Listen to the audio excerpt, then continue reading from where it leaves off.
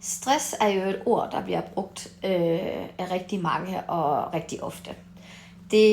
Jeg kan føle mig stresset. Jeg synes, jeg er stresset i dag. Nej, det her projekt, det stresser mig.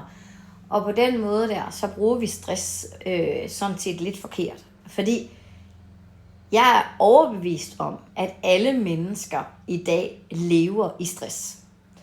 Og det mener jeg, fordi at der er krig, der er frygt for økonomi, der er frygt for atombomber, eller hvad det kan være. Der er frygt for sygdomme. Har frygt for familie, vi har frygt for døden. Så vi har sådan et underliggende pres, hvor vi hele tiden er i et alarmberedskab på, og så sikrer os overlevelse. Og det synes jeg egentlig ikke, at det der skal være mening med livet. Jeg ved også godt, at der er mange, der kan have det godt. Jeg er glad for min familie, og man tager på arbejde. Men så kommer der for eksempel nogle opgaver ud på arbejde, der skal løses, og man vil gerne vise, at man kan. Man vil gerne fremstå som et menneske, som har det overskud og kan det og er dygtig nok. Så det vil sige, at vi lever hele tiden i også skal præstere og vise noget. Vi lever i at kigge på en telefon, hvor det er sådan, at man sammenligner sig med andre, og man får 10.000 forskellige indtryk. Du har også alle valgmuligheder i hele verden. Altså, hvis du ikke gider det ene, så kan du gøre det andet.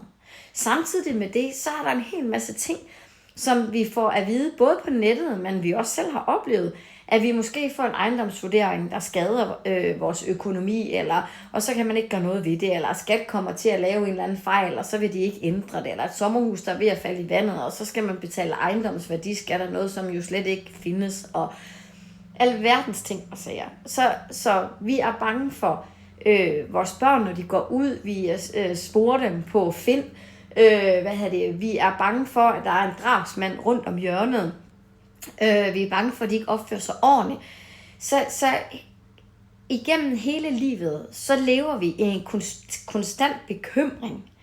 Og det er noget af det, jeg synes, der er ret hårdt, fordi mentalt, jeg har jo selv været der mentalt med, du ved, hvordan er det, jeg skulle overbevise andre om, at jeg var dygtig nok.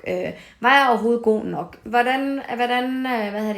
Når jeg først går i gang med noget, så dedikerer mig. Jeg vil gerne hjælpe andre mennesker, så jeg arbejder uden at tjene penge. Og altså, jeg har selv været der. Jeg har selv været der i stress, hvor det var sådan, at det var mine forældre, der blev skilt, og hvor jeg boede alene fra jeg var 16. Det er en måde at have stress på. Og så fortsætter det, fordi man så får et barn tidligere og bliver gravid og skal forholde sig til det, og skal være mor, og hvordan er det at være mor, og bla bla. Og man er alene med det her barn her. Så der er jo mange ting i mit liv, hvor jeg tænker, hold da op, det er jo forskellige områder, der er forskellige perioder, hvor det er, at jeg er blevet stresset. Men har jeg nogensinde nået at falde til ro? Har jeg nogensinde nået at få denne her forståelse for, hvad min krop egentlig har behov for? Hvad har mit mentale mindset behov for? Hvad har jeg brug for socialt? Hvad har jeg brug for i kost og fysisk i det hele taget? Jo, det har jeg arbejdet rigtig meget med. Det er derfor, jeg har skrevet bogen SFSP, fordi jeg fandt jo ud af, at alle mine sygdomme kommer jo dybest set af stress. Og stress kommer jo også af at spise forkert. Altså, når jeg har spist fast food og færdigretter og levet af ensidige kostemner, når jeg har fået alkohol i weekenderne og sukker og kiks og slik, og du ved, så på den måde der, så har jeg nedbrudt og skabt en krop, der hele tiden skulle være i indre alarmberedskab. Plus, at jeg også har et mindset, der ligesom skulle finde ud af, hvem er jeg egentlig? Hvem er min identitet i den her verden? Så jeg tror egentlig, at mange kan genkende til de her ting. Fordi at vi kommer ud for en hel masse, det kan være på skoler, hvor vi lige pludselig mister venner, det kan være, at vi ikke har de samme penge som andre, det kan være, at, at der er nogen, som vi siger ja, selvom vi mener nej, og så videre. Så vi er i et samfund i dag, hvor vi er så forvirret af alle vores indtryk. Vi er forvirret af, hvad for en mad vi skal spise, hvad for en motion vi skal dyrke, vi er forvirret af, kan man godt rende rundt og sige, jeg tror på under, hvad må man egentlig sige, og hvad må man ikke sige i den her verden? Og ved dybest set, så handler det jo om, hvordan har du det?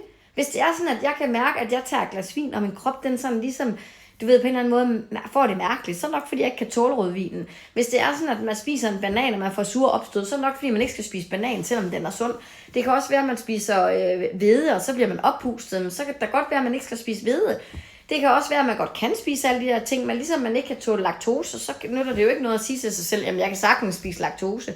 Samtidig med det, så kan vi jo også tænke os raske. Vi kan jo bruge vores hoved. Det er jo vores hoved, der er med til at gå ned ad en sti, så vi til sidst ender med at simpelthen tænke os selv syge og i stress og i bekymringer.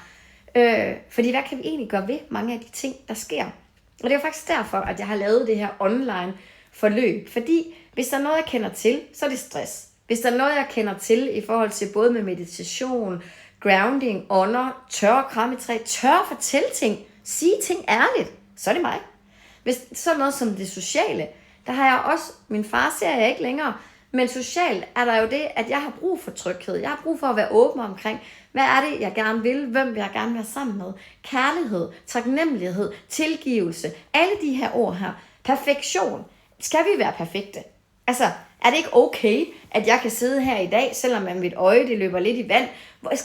Skal det være sådan, at når jeg laver den her video, så skal jeg bare se knaldgodt ud og tage make-up på og være på? Nej, det er ikke det, det skal. Selvfølgelig er det der træls, hvis det er sådan, at man sidder med morgenhår og mega grim, fordi så er der nogen, der gider måske at kigge på en, når jeg fortæller den her video, hvor jeg synes, jeg har et vigtigt budskab. Men igen, vi har en tendens til hele tiden at gå i en eller anden form for stress-mode. Så jeg tror egentlig på, at vi skal lade være med at bruge ordet, jeg er stresset lige nu. Ja, det er du, men mange gange, når du bruger ordet, jeg er stresset, så er du faktisk bare presset. Og pres er jo godt. Det er jo godt at være presset, når man skal ind og aflevere en ansøgning, eller til en jobsamtale, eller til eksamen. Fordi så har kroppen brug for at bruge så meget energi op til hjernen og ned til kroppen, og ikke til at fordøje. Men hvis du går i det hele tiden og synes, det er fint at sidde og spise din mad, imens at du sidder her og optager eller laver arbejde eller alt muligt andet, hvornår tager du overhovedet vare på dig selv, tænker jeg bare.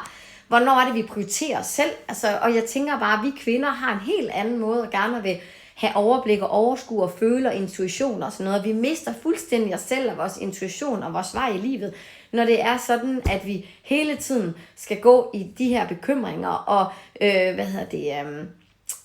og måle og veje os, samtidig med, at vi så kommer hen mod overgangsalderen, og hormonerne ændrer sig, så kan vi ikke tænke så klart, og så begynder vi at ponge os selv oven i hovedet, som om det er vores egen skyld, og vi har dårlig samvittighed, og vi burde også at gøre, og alt muligt andet, og så er vi igen tilbage til en stressfaktor. Så jeg har det sådan lidt, det bliver nødt til at stoppe nu. Jeg kender det, men det bliver nødt til at stoppe. Vi bliver nødt til at tage vare, vi bliver nødt til at skabe en energi ud i verden, ind i os selv, ud i verden, ind i os selv, ud i verden.